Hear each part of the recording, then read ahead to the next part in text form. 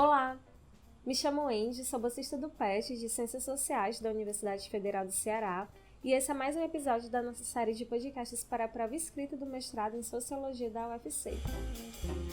Eu e o meu colega Thales, nós vamos abordar durante esse podcast o livro Modernidade e Identidade do Anthony Giddens.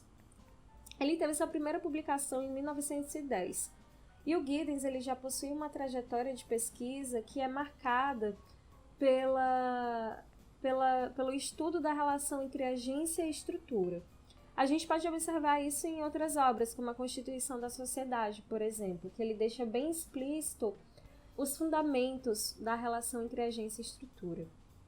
A diferença aqui é porque tem uma peculiaridade.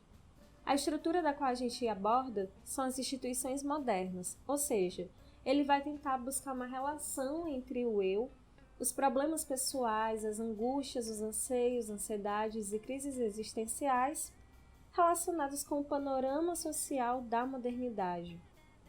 Como um afeta o outro? De que maneira um influencia o outro? De início, a gente precisa conceituar o que são instituições da modernidade. Giddens ele fala para a gente que essas instituições são instituições que foram consolidadas após o feudalismo e que após o século XX elas têm um dinamismo acelerado, elas possuem proporções globais. Ele coloca que os principais eixos institucionais dessas instituições modernas são a industrialização e o capitalismo. E isso faz o total sentido, porque com o advento da industrialização e do capitalismo, a gente percebe uma mudança não apenas de como observamos a troca material, mas também das relações sociais, que passam a ser mais complexas por conta dessas relações capitalistas. Com isso, essas instituições modernas, ele caracteriza várias vezes como dinâmica.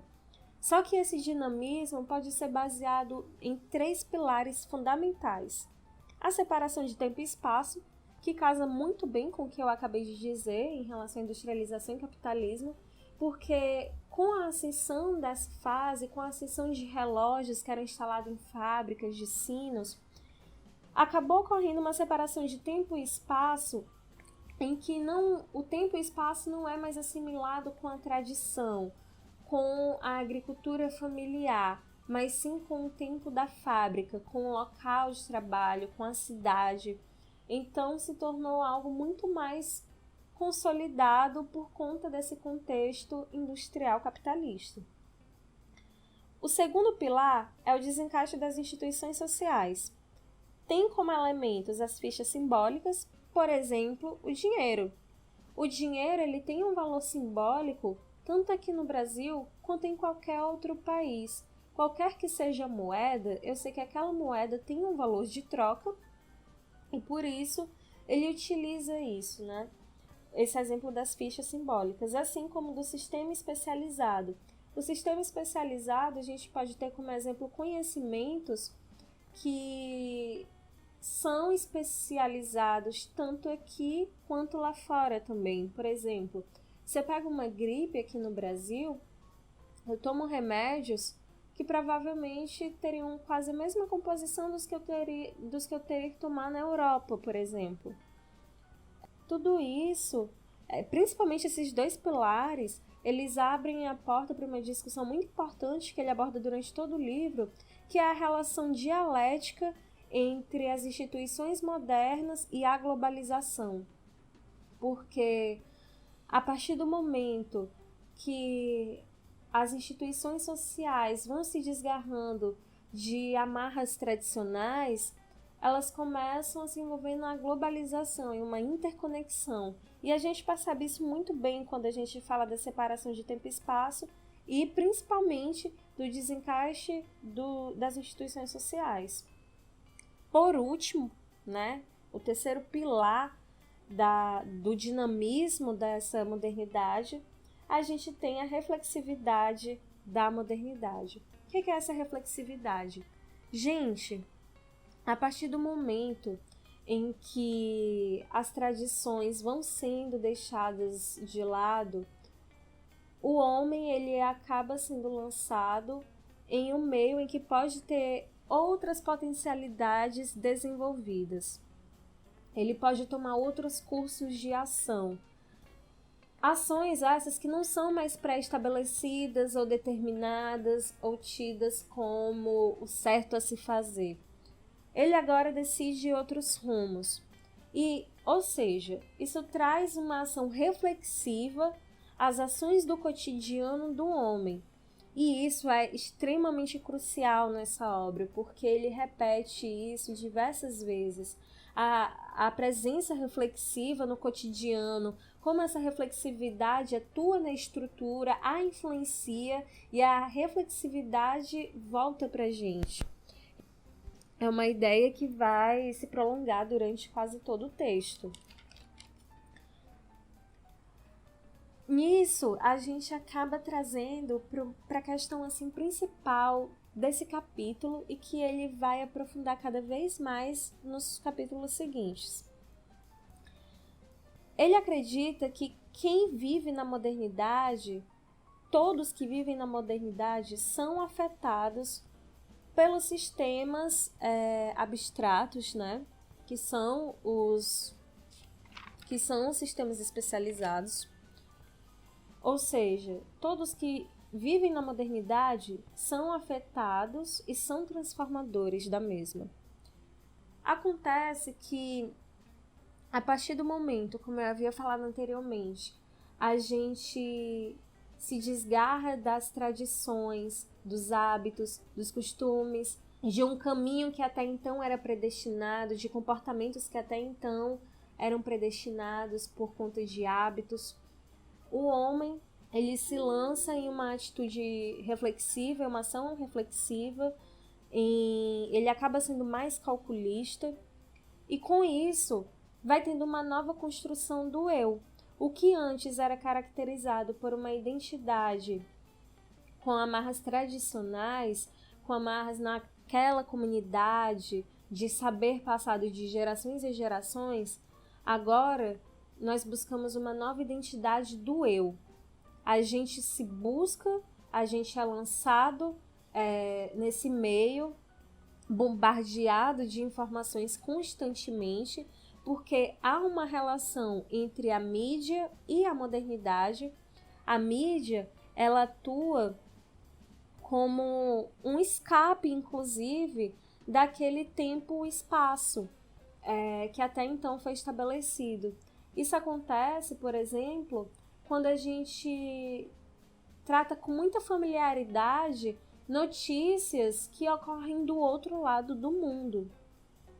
Da mesma forma como a mídia ela tem uma hierarquia um pouco mais maleável, eu diria, em relação às notícias que a gente absorve. Enfim,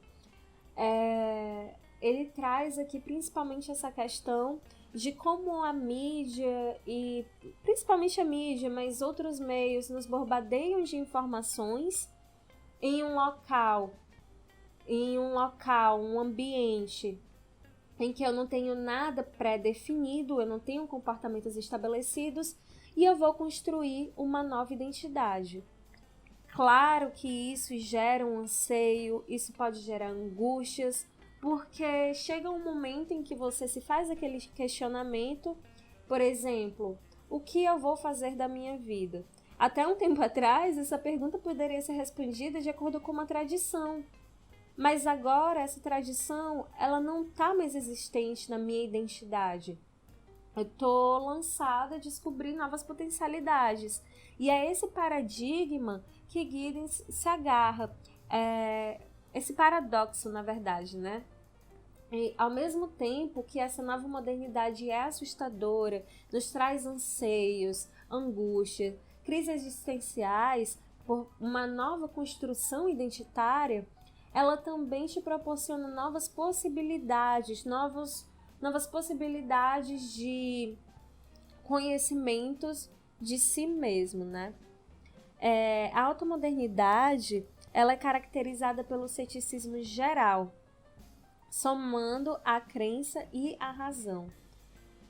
Nisso, só nos mostra como a tradição, apesar de não ter tido uma quebra total, ela vai ficando mais fraca, dando espaço para uma nova construção identitária e que dá espaço, consequentemente, a toda ansiedade, anseios e crises existenciais. E aí é quando ele aborda a questão da sociedade em risco, né?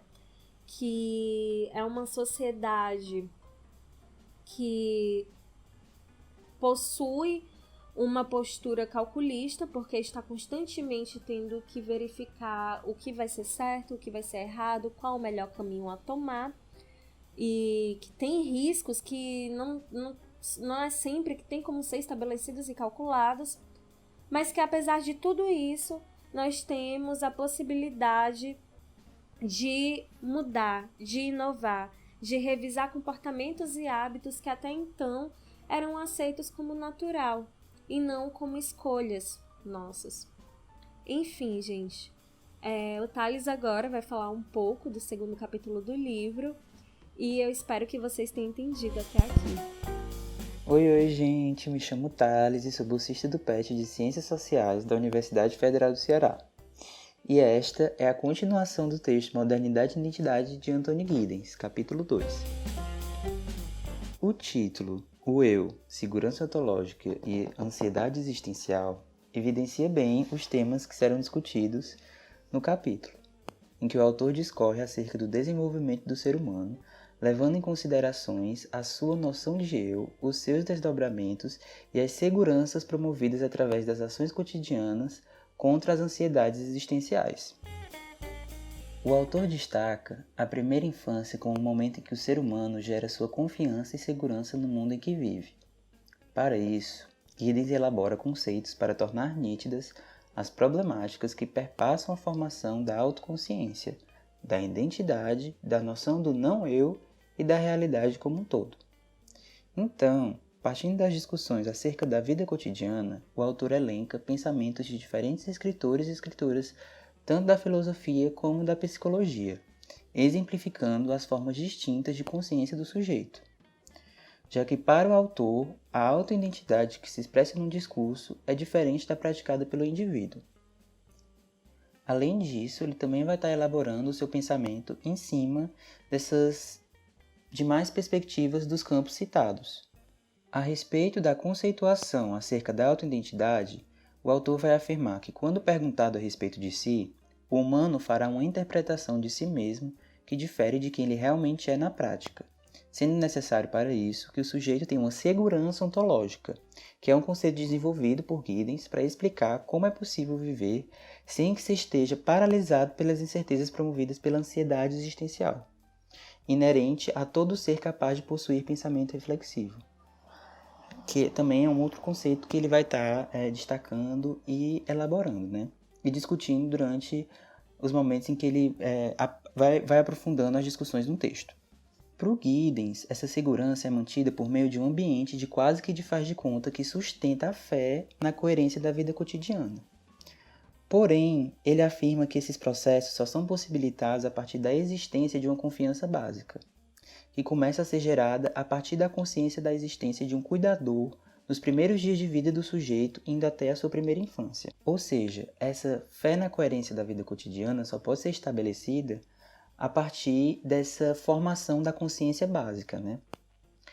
Complexificando, o autor afirma que a percepção do bebê de um cuidador que surge de forma rotineira para zelar por sua existência garante uma confiança no cotidiano e na relação com aquele que o protege. E aí, dessa forma, a segurança ontológica é gerada a partir do fenômeno que o autor esse fenômeno que o autor denomina de confiança básica, né? Além disso, ele ainda elabora o conceito de espaço potencial, que é onde a criança explora suas capacidades e suas limitações, gerando sua confiança e segurança nas possibilidades nessa realidade que vai estar o cercando, né? E também o constituindo. Então, assim, no momento em que tem as suas possibilidades restringidas, a consciência de sua existência será demarcada para explorar apenas o que lhe foi possibilitado dentro da realidade do seu espaço potencial, né? Ou seja, só existirá uma segurança ontológica, ou melhor, um conforto nessa nossa existência, ao estarmos nos espaços que foram inconscientemente predeterminados na nossa primeira infância, ou naqueles sugeridos pelo cuidador que gerou essa nossa confiança básica. Então a criança aprenderá, sim, a lidar com o seu cotidiano e com as relações sociais que vão estar sendo dadas pelo seu cuidador.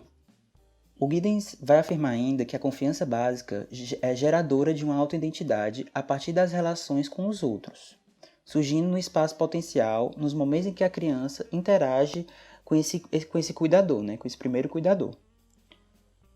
E aí as significâncias para compreender o que a cerca são formadas a partir da troca com o mundo por meio desse espaço potencial e também da confiança básica, por meio das observações dos não-eus ou das diferenças, ou seja, a partir dessa observação do outro, né? Dos outros objetos, das outras pessoas, enfim. Para estar exemplificando isso, dessa compreensão do outro e também dessa compreensão acerca da linguagem, que também é formativa no processo da consciência, mas que o Giddens inclusive afirma que a consciência se constitui antes da linguagem, ele vai afirmar o seguinte: chegar a saber o significado da palavra mesa é saber para que uma mesa é usada, o que implica também saber como o uso da mesa difere daquele de outros objetos funcionais, como uma cadeira ou um banco. Com isso, os intercâmbios com pessoas e objetos moldam o que pode ser dito pelo sujeito, dadas as circunstâncias, o que implica também nas discussões iniciais que o autor elabora acerca dessa consciência, né? Sendo esse processo o formador da consciência prática, a que se expressa no cotidiano por meio das nossas ações, sem necessariamente caber no discurso a respeito do quem você é, né? Então, com todas essas questões existencialistas que o autor vai estar aprofundando, inclusive ele elabora quatro questões principais que perpassam a nossa vida. Giddens vai afirmar que a vida cotidiana é estar constantemente à beira de uma crise existencial que coibimos através de uma série de proteções e inoculações geradas desde o nascimento por meio da confiança básica.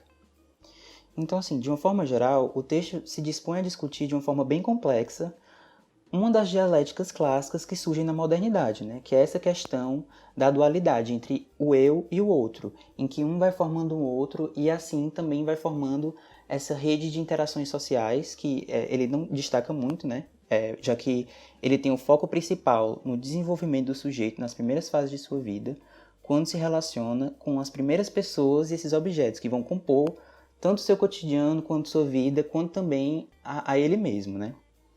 Além de ele também estar traçando esses paralelos multidisciplinares entre os distintos campos das ciências humanas, seja da psicologia, seja da filosofia, ele traz a sociologia também, até de certa forma a antropologia, inclusive a ciência política, quando ele elabora umas discussões acerca do poder e tudo mais. E aí, por isso que eu estou aqui destacando essa importância nos estudos acerca da compreensão da consciência e da formação do caráter de reflexividade do ser humano, que é algo que ele se dispõe bastante a discutir, né? Que essa formação de consciência e que todas essas problemáticas existenciais, né? Essa ansiedade existencial que ele destaca bastante no texto, surge justamente a partir dessa questão de reflexividade, ou seja, do eu estar constantemente reproduzindo o outro, né?